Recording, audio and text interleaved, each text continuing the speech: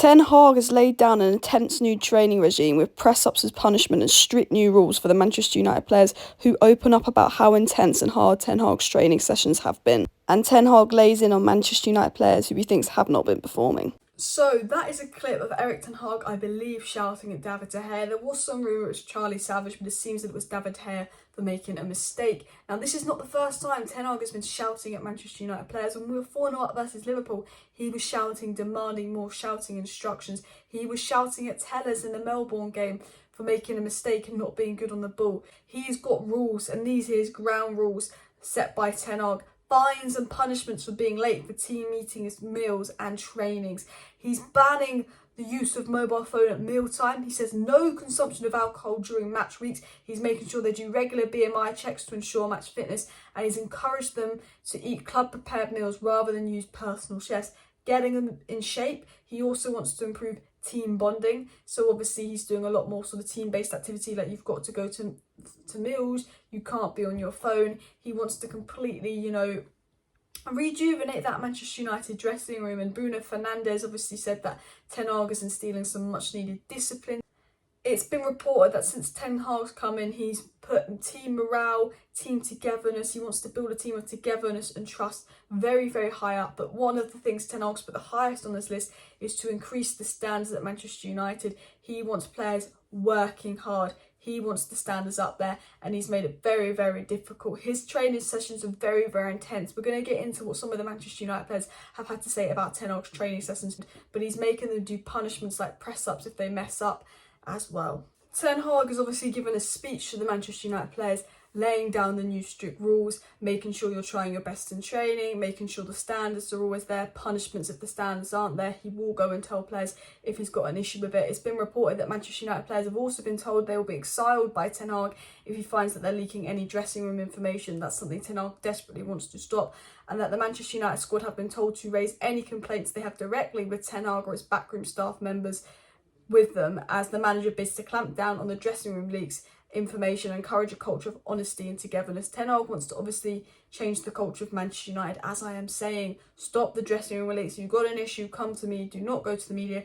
Come to me. I want to build trust. I want to build togetherness. I want to build a good dressing room. The last 3-4 managers, Ragnick, Oli, Jose, what's he called, the boring one, Van Gaal, stupid ones who stopped him becoming, I'm joking.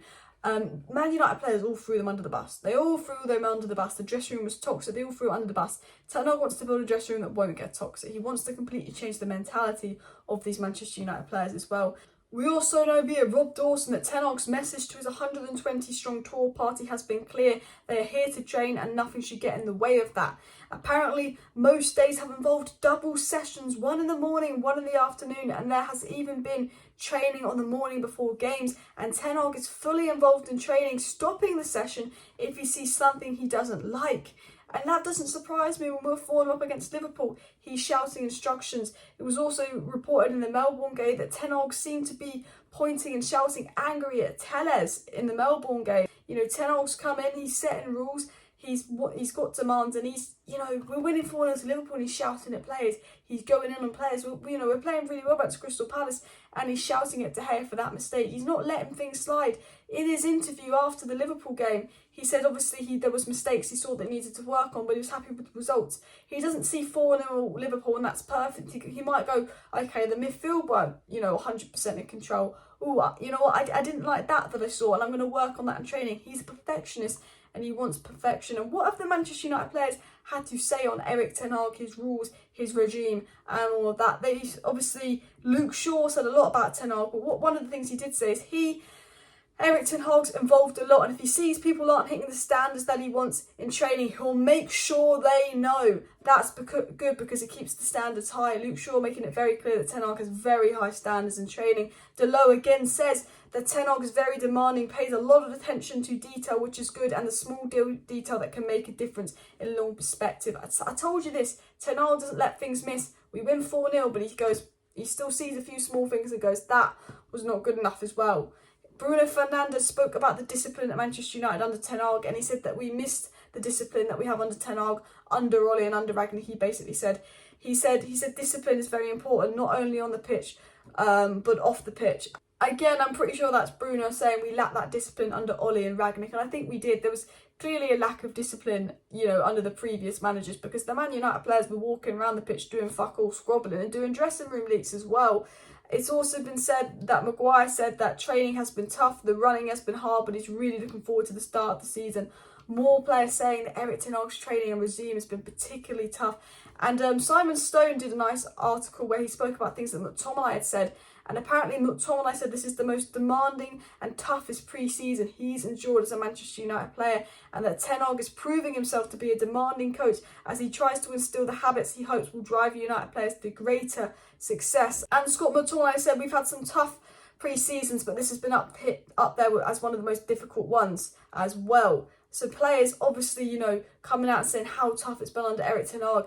David De Gea says the whole team are working hard. It's very intense with the manager. He knows very clearly with the team what he wants, and a lot of information he gave us in the beginning. But with time, we are getting the right messages. So from what multiple Manchester United players are coming out and saying, and from what really we can see on the pitch, Ten Hag's coaching, him shouting instructions, from what we know about Ten Hag, from previous Ajax players, from what's been said about Ten Hag, he is a no-nonsense, very strict manager. He is a manager that is not going to let players walk all over him. He is a manager that wants the standards to be higher at Manchester United. He demands 100% from his players. He wants to build a positive dressing room. He wants his team to work as a team, not individuals. He wants the dressing room to get along. He wants everyone to get along. He has high standards. He wants to work at high intensity. He demands the most out of his players. And he is the manager that's going to get the best out of these Man United players. He got the best out of those Ajax players. And I'm confident he is the right manager for Manchester United, because everything we've been missing, that lack of discipline, as Bruno said, last season, were we even trying, were we even running? I don't think we were at all. Ten Hag's got them running, he's got them working hard, he's got them pressing. A lack of instructions. Ten Hag's made it very clear with his instructions what he wants, and has laid out what he wants the players to do. But also team building, team bonding. We weren't playing as a team last season. A few pre-season games in, and Man United are looking like a team all of a sudden. I know it's pre-season, but we can only judge what's in front of us. And we can see Man United players playing together, following a system and all of that. And Ten Hag's come in and very quickly has made his presence known. And instead of dressing room leaks of players not liking Ten Hag because he's been tough on them, they've taken a liking to Ten Hag. They're like, wow, this guy's some manager. This guy knows what he's doing. He's very honest with us. He lays it on thick. He's harsh. It's difficult, but he's going to get the best out of us. And I believe Ten Hag is exactly what these Manchester United players need. And one of the things I really love about Erik ten Hag is that Man United didn't have any plans to buy a centre-back. And Man United under previous managers have almost done the transfer window for them. They'll go, Ollie, I know you want that player, but what about this player? Ollie will say, I want Grealish, I want Bellingham, I want Sancho. Can't get them, here's Tellez, here's Cavani, here's Donny, make do. You didn't want any of those players. Fucking Donny goes out on loan, Facundo Palestra goes out on loan, and Ahmad goes out on loan. That's £90 million we could have spent on the DM. We could have spent on maybe Sancho, but the board do what they want to do. Ten Hag is said to the board, if we can't get the player I don't want, don't get anyone. I don't want you choosing players for me as well. Ollie let the board choose players for him, and look at our recruitment the last few years, it's been awful. Ten Hag said to the United board, I don't want you choosing players for me. I don't want you getting involved in that. The board said we're not really interested in signing a centre-back or a left-back. Centre-back and left-back a few months ago was nowhere near on Man United's list. It was DM and striker. Ten Hag said the left-sided defence last season was vulnerable. He said it publicly with his own mouth.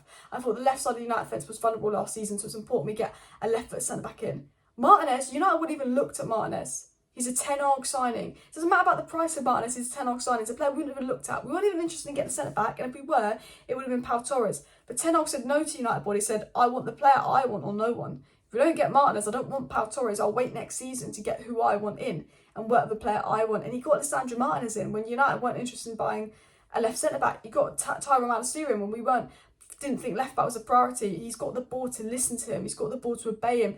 And he's got the board to do what he wants to do. Ollie was a pushover. Ten Hag isn't the Glazers' puppet. Ten Hag made it very clear before he went to United, in the interview. Remember Ten Hag's interview with Manchester United right at the beginning of this whole saga in April? Apparently he was interviewing them. He said to Murta in the interview, I'm only going to take the job if you back me, you let me veto incomings, outgoings, new transfers, you let me bring in the coaches I want, and you let me work with the youth. Ten Hag said to United, I'm only taking the job if I can do what I want to do. And the board have sat back and said, you know what, we're going to let you do what you want to do. Ten Hag said, it's De Jong and only De Jong. I don't want your alternatives, De Jong and only De Jong. United have got, getting the players that Ten Hag wants. Perfect. Are they doing a great job with it? No, but they're bringing in who Ten Hag wants. Ten Hag is coming down and making sure his presence is known as the manager, his presence is known as the main man. New rules going on United players. Now, I'm working on your team bonding, you've got to work harder. He's setting a standard of, now that's not good enough. And he's laying it down on the United players. So when the next bunch of United players come in, hopefully they don't pick up the trade of the old bunch, of being lazy, being a bit like, whiny, dressing room leaks. He said, you're exiled if you leak things from the dressing room. And I think people don't realise how important this is and how much this is needed, because last season we were disgraced, and we were disgraced off the pitch. We had a team good enough for getting top 4 last season. We had a team that at the beginning of the season people thought we could be challenging, people thought we could be up there, but all of a sudden it went to crap, and that's because the team didn't get on. There were squabbles, they weren't playing together, they weren't listening to a manager. And when you've got a manager coming in and demanding that, and when you've got players speaking so positively of what he's demanding, it shows the players are buying into it. The players are buying into it.